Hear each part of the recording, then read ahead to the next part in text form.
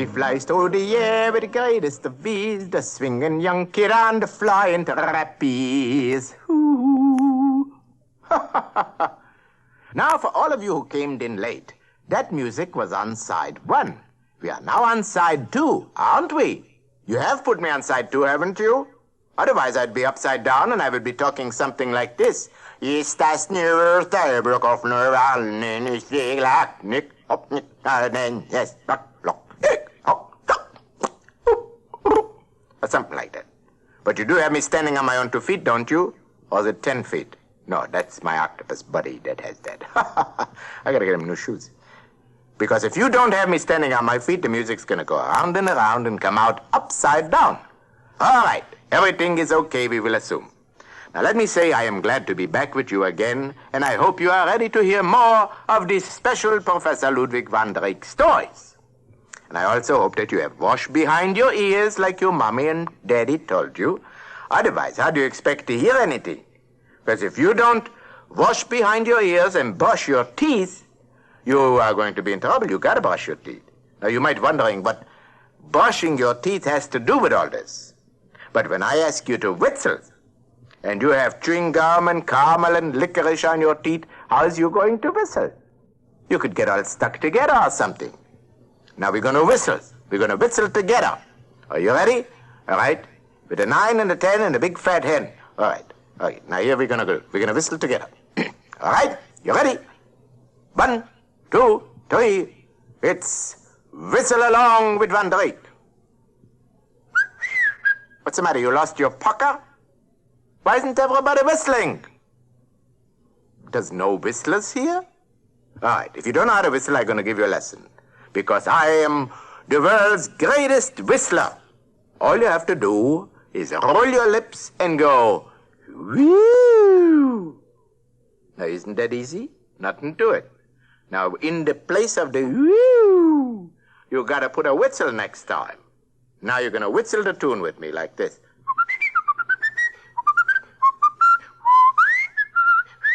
That's a whistle. All right. All right, everybody pucker. This is it. How do you whistle? How do you whistle? This is what you do. Let me hear it louder. Oh, come on, much louder.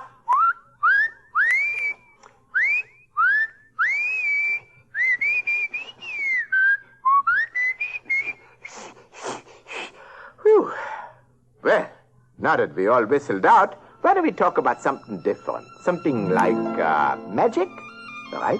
The mere mention of the word sends chills up and down my spine. Have you tried any magic lately? Well, how about joining me? I feel like I'm coming apart anyway. All right, magic. Abracadabra, alakazam, it's the great Ludwig van Drake that I am. Boy, oh boy, but a great magician. Ludwig the Great, Ludwig the Magnificent, Houdini van Drake, slay of hand. And I'm not bad on ice skates either, let me tell you. That was a joke. Sleigh, ice skates. Do you get it? Somebody's going to get it. All right. But did you know that in one of my famous world-renowned acts I used to do before kings and queens and jacks and the 10 of spades? All right, who's got the ace? Oh, Ludwig, you are a card, aren't you? The joker. Well, yes, I am. And the reason for that is because I used to pull cards out of my sleeves, for my ears, my mouth. You've never seen so many cards as I used to pull out of nowhere. Anyway, here is one of the greatest feats of mind over matter that you have ever seen. Now, let's make no mistake, I am a magician.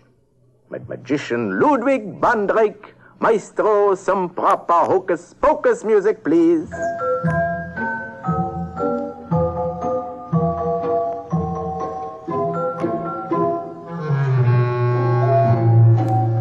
Stop the music! Stop the music! All right, hold it on, there. Say, hold on there. What are you trying to do? Give me laryngitis or a sore throat or something like that? Now you hear me, now you don't. That's not how it's supposed to work. It's supposed to be now you see me, then you don't. Okay? You don't work that way. You want to take the spotlight away from poor little Ludwig, what's me, who wouldn't hurt even a fly? Well, I don't gonna do business with you fellas anymore. Henceforth, that means starting absolutely right now, I will make my own music. I work in absolute silence. Because to perform these super-duper mystical feats of mine, that requires absolute concentration. And there will be positively no noise. And understand, no one is to say anything. Mr. Engineer, I didn't mean I wasn't supposed to say anything. I meant everybody else wasn't supposed to say anything. Would you mind turning me back on? The show can't go on without me. Please. Okay. All right. The show cannot go on without me and my engineer. I had to mention him.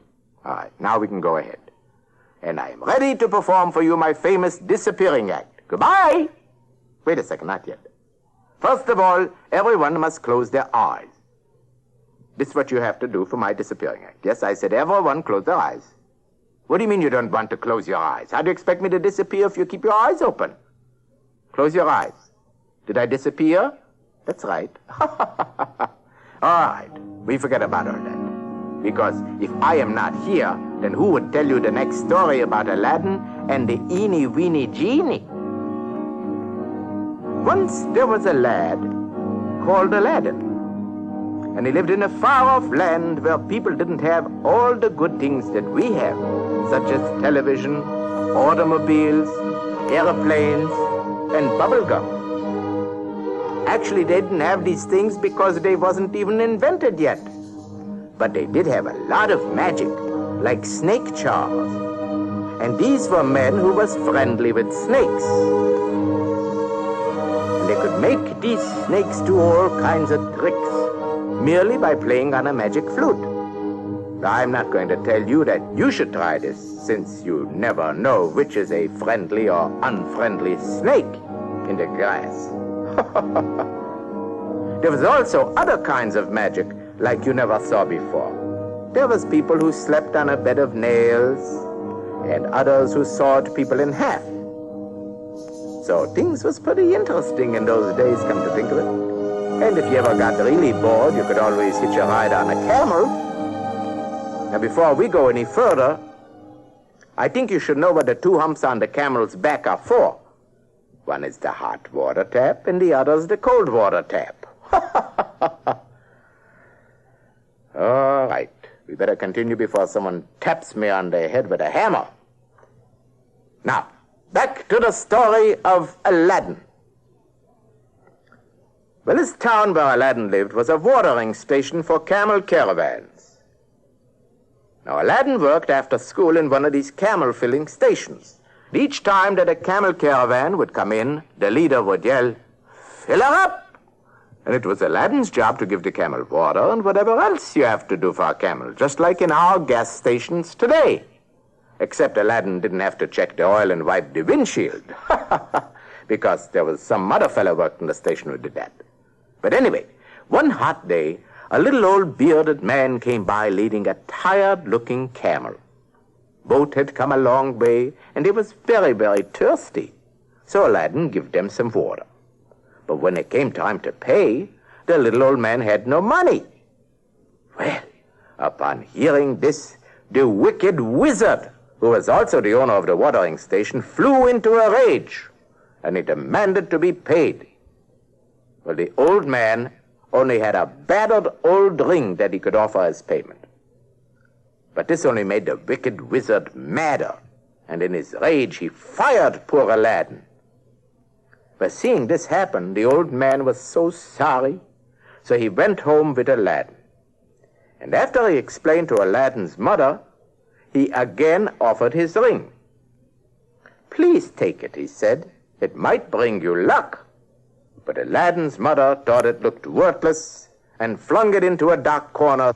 Well, after the poor, despondent old man and his camel had left, Aladdin picked up the ring where it had been thrown and began to play with it. And suddenly there was a little puff of smoke and a tiny little genie appeared. "You woke me from a sound sleep," the genie complained. "But since you are such a good boy, I am at your service." Well, Aladdin looked at him in amazement and whispered, "Who are you?"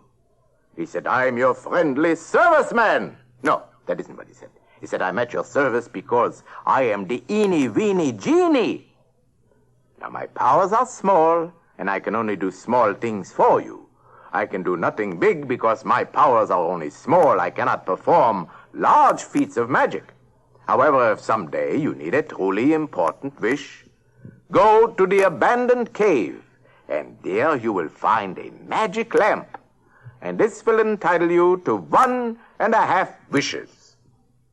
Well, time passed and passed and passed. The genie had been very good to Aladdin. The genie helped Aladdin to build a successful business, and had helped Aladdin to find a beautiful princess. Aladdin married this beautiful princess, who one day presented him with a daughter, and they all lived happily until something terrible happened. Returning home from the office one day, Aladdin found that his wife, his daughter, the ring, and the furniture was gone.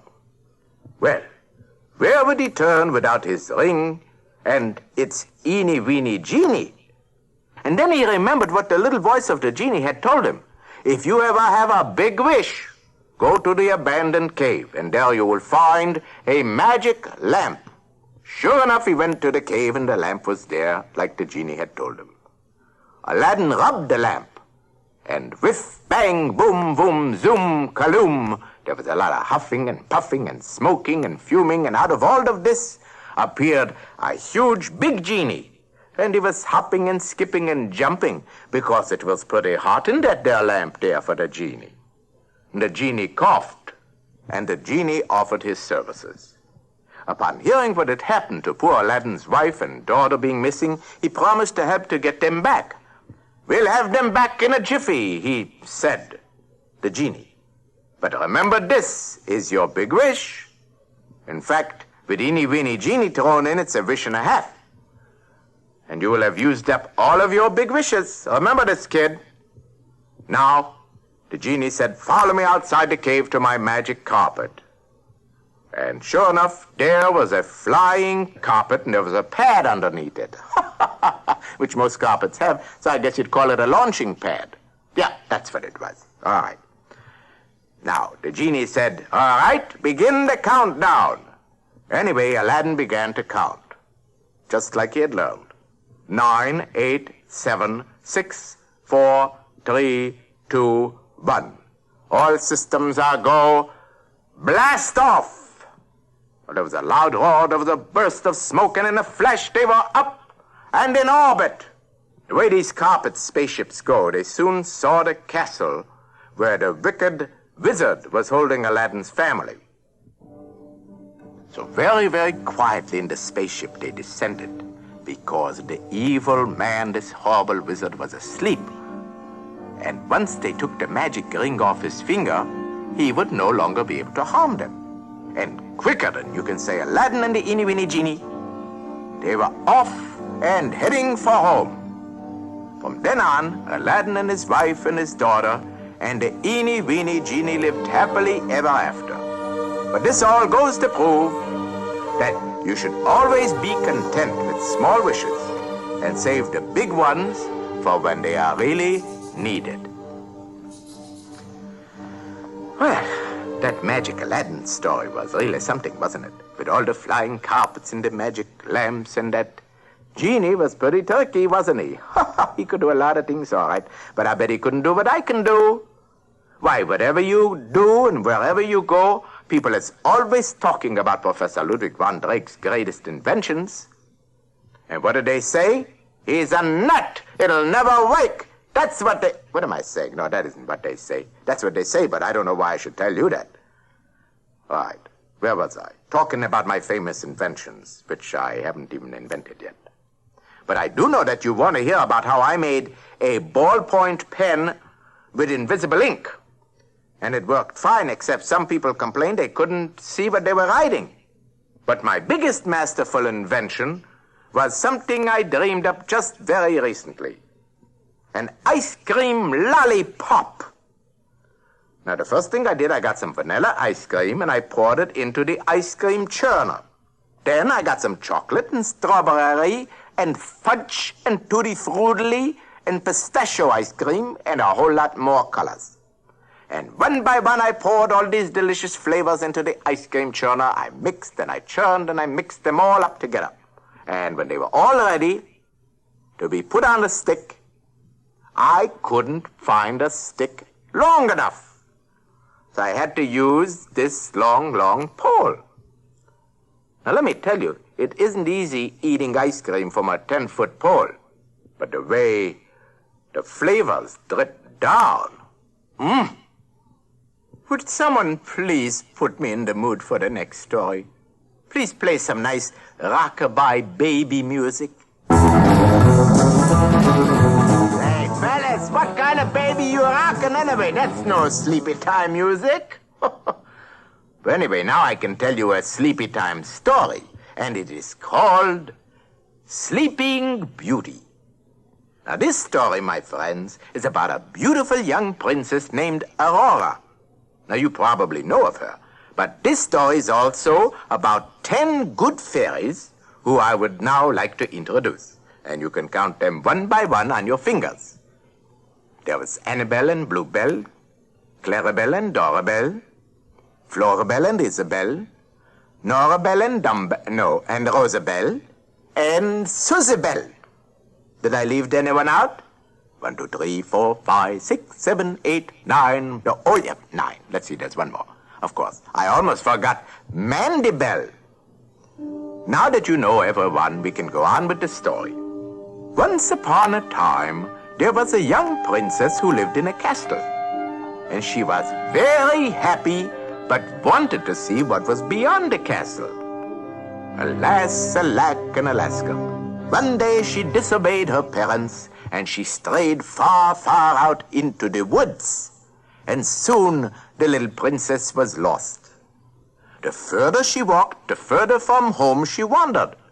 And soon it was dark, and there was no place to go, and there was nothing to eat. Just as she started to cry, there was a jingling of bells.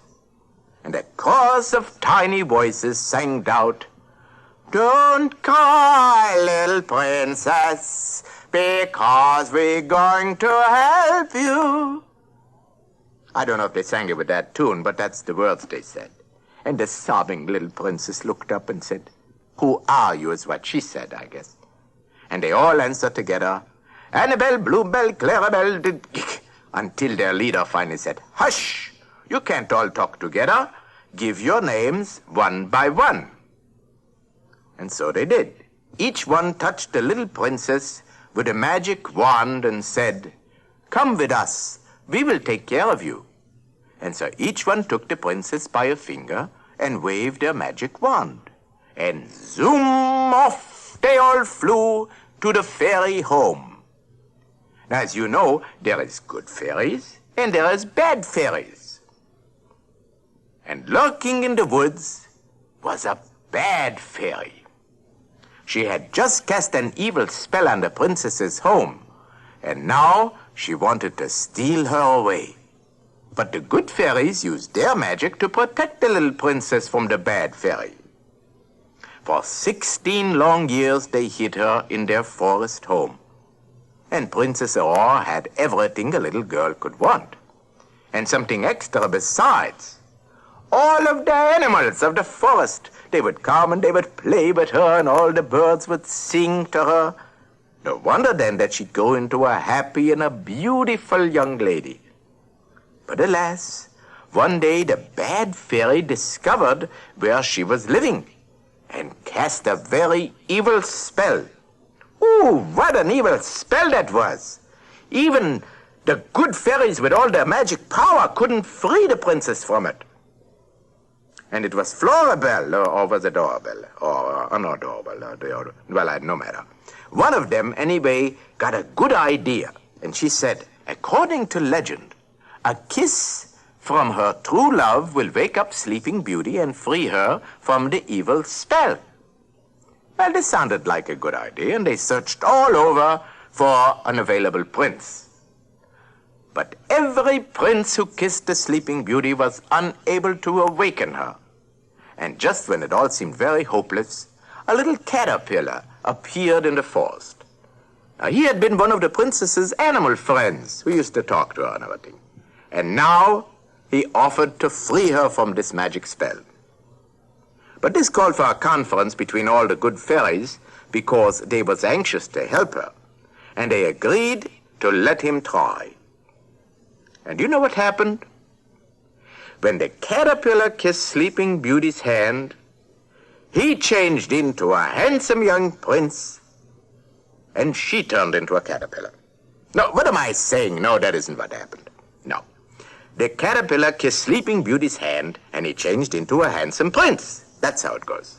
And then he kissed her on the cheek, and as if by magic, Sleeping Beauty awoke. And that's right, you guessed it. He, too, had been under the spell of the evil fairy. And now both of them was free. Free to live happily ever afterward. Oh, there was just one more little thing. At the wedding, do you know who was the bridesmaids there? That's right, you guessed it. Annabelle, Bluebell, Clarabelle, and all of the other good fairies. Well, that's the end of the stories, and I want to say it's been very nice being with you. And I hope that you have been with me and that we've had a lot of fun. But now it is time to say to all my favorite boys and girls, mommies and poppies, uncles and aunties, nieces, nephews, hippopotamuses, dogs, cats, goldfish, and all my fine, feathered friends wherever you are, so long there.